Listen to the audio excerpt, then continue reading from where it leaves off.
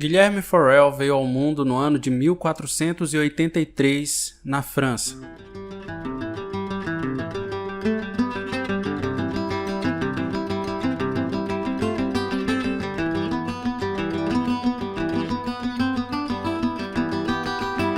Seu pai, ao que tudo indica, era um respeitado agricultor da região e um fervoroso católico.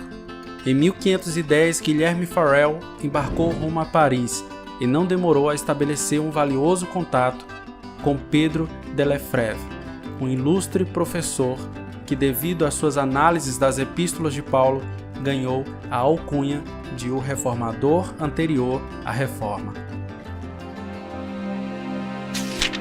O zelo com que Lefebvre abordava os temas religiosos causou uma profunda impressão no espírito de Farel.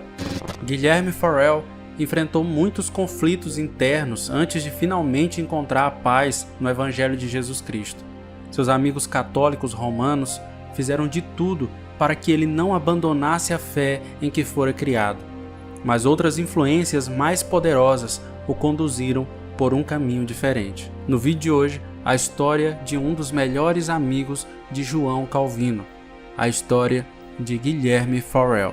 Mas antes de começarmos o vídeo, não se esqueça de se inscrever no canal, compartilhar esse vídeo e comentar aqui embaixo sugestões de vídeos para os próximos conteúdos do canal Teologia. Lembre-se também que você pode se tornar um membro do canal Teologia e nos ajudar a moldar o futuro dos conteúdos que nós postamos por aqui.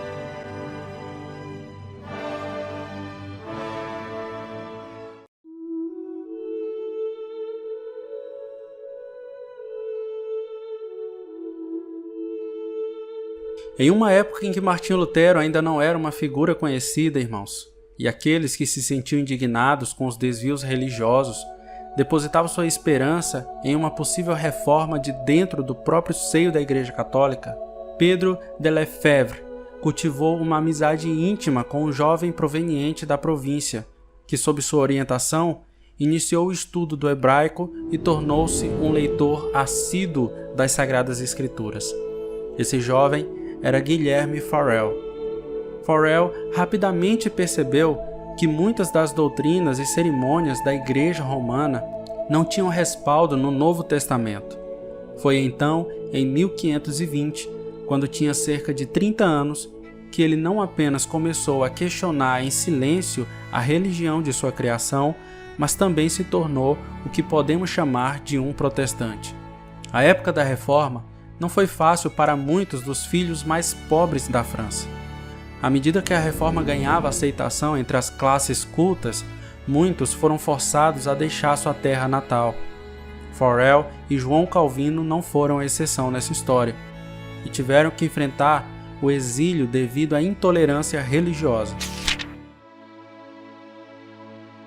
Após sair de sua cidade, Guilherme Farel tentou voltar à sua terra natal, mas infelizmente ele não foi bem recebido, o que o levou a buscar refúgio na Suíça, acompanhado por um amigo chamado Annemond, que ele mesmo havia convertido ao protestantismo. Guilherme Farel era um homem verdadeiramente único, irmãos, cujo caráter peculiar frequentemente o colocava em desacordo com outros, mas que também cultivava amizades profundas e significativas. Um exemplo disso é sua relação com João Calvino, que o considerava seu melhor e mais leal amigo. Porém, irmãos, a diferença entre Farel e outras figuras da época, a contraste personalidade de Farel com sua natureza expansiva e desinteressada, criava uma barreira quase insuperável entre eles. Impulsionado por um refugiado francês chamado Ecolampádio, Farel trouxe à tona 13 artigos que delineavam a regra da fé cristã, ao mesmo tempo em que questionava os dogmas romanos da justificação pelas obras e do sacrifício da missa. Ele desafiou publicamente os padres da cidade a contestarem esses artigos, demonstrando sua disposição de defendê-los contra qualquer oponente. No entanto, temendo as repercussões de um debate público, a universidade proibiu seus membros de aceitarem esse desafio. Essa série de doutrinas apresentadas por Farel não apenas impressionou muitas mentes, conquistando alguns seguidores sinceros, mas também gerou hostilidade e adversários. Pouco tempo depois, o grande reformador recebeu uma ordem do concílio para deixar a cidade, encerrando assim um capítulo importante de sua vida. Após um ano, ele retornou a Estrasburgo, onde desempenhou um papel fundamental ao auxiliar Bucer e Capito na publicação de suas obras teológicas.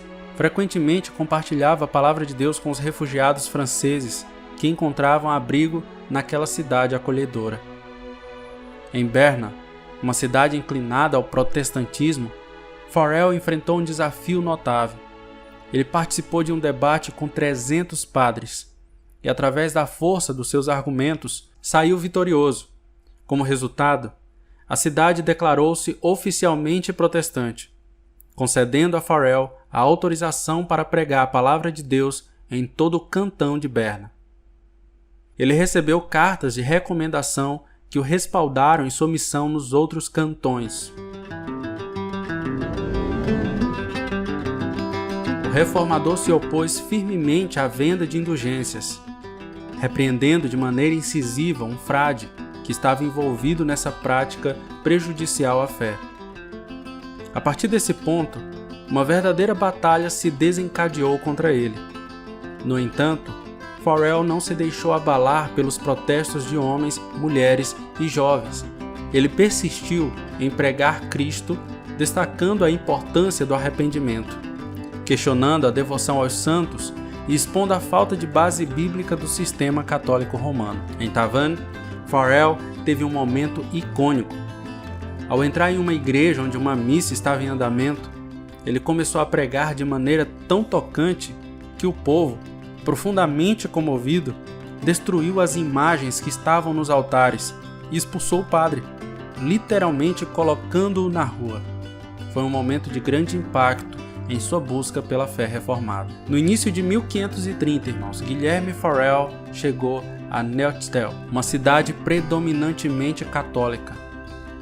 Mesmo enfrentando hostilidades, ele atraiu multidões para ouvir suas pregações.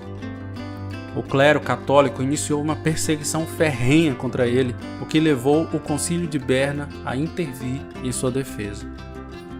Em suas viagens seguintes, Farel e seu entusiástico seguidor Boyce chegaram a Vellegin.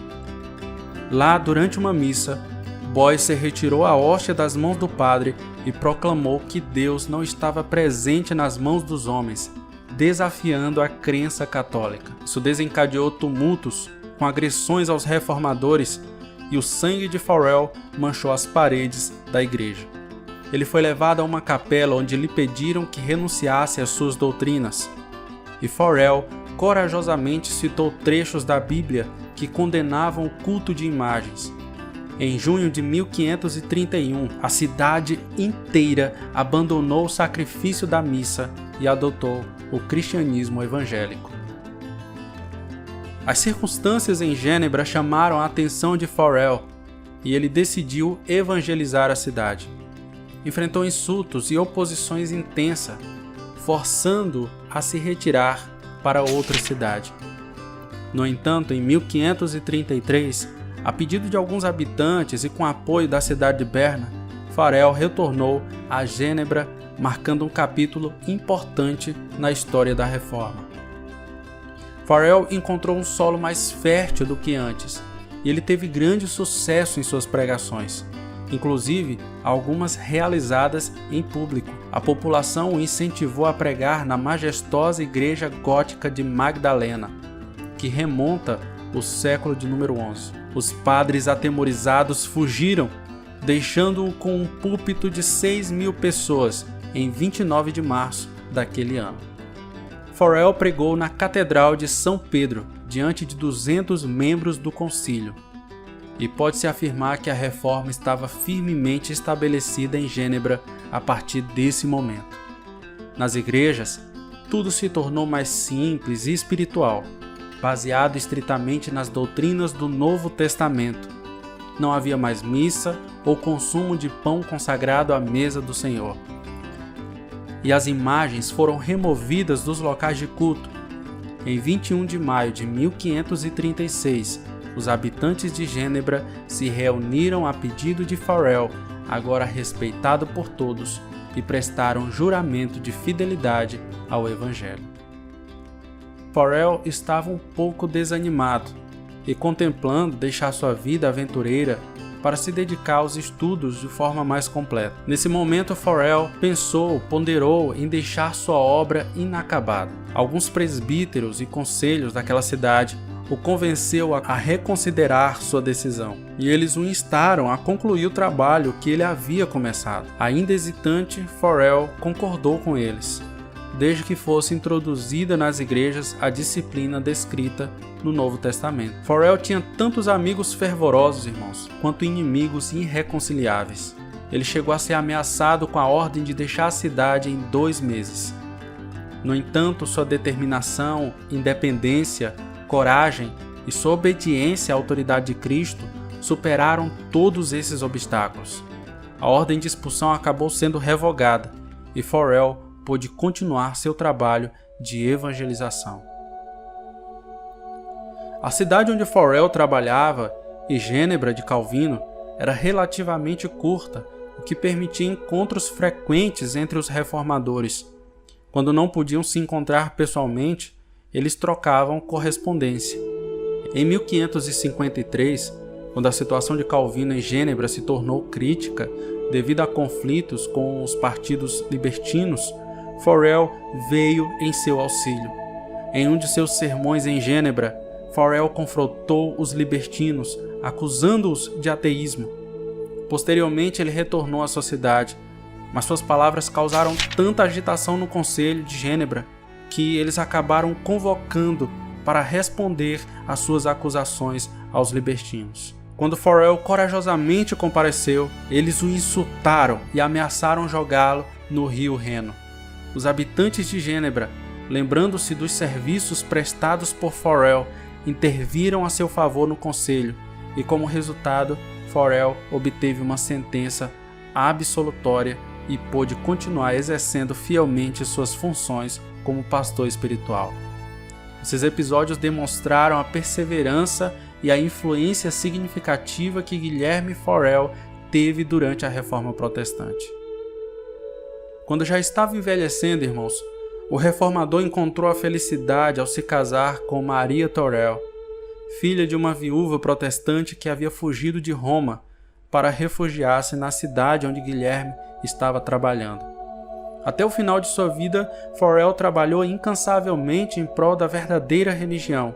E embora ele estivesse comprometido com o trabalho na sua cidade, ele empreendeu muitas viagens a diferentes lugares com o propósito de proclamar o Evangelho. Guilherme Farel também pôde visitar sua cidade natal aos 63 anos de idade, pregando em diversas localidades, mesmo que as pessoas não se lembrassem dele.